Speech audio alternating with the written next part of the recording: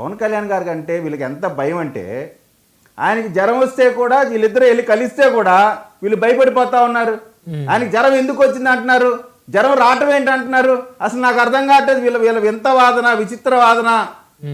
అంటే ఇక్కడ ఒక్కటే ఏంటంటే మెగా ఫ్యామిలీ అంటే వైఎస్ఆర్ కాంగ్రెస్ పార్టీకి, జగన్మోహన్ రెడ్డికి భయం.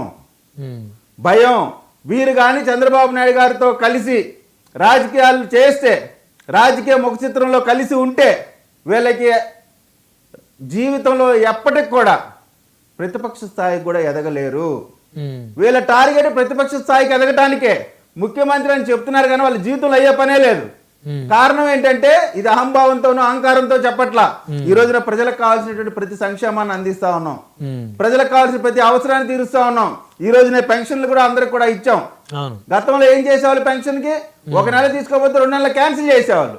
కానీ 2 నెలలు తీసుకోకపోయినా 3వ నెలలో ఈ 2 నెలలు కలిపి 3వ నెలలు కూడా కల్పిస్తున్నాం. మా ఉద్దేశం ఏంటి, పేదవాడు అనేవాడు ఇబ్బంది పడకూడదు.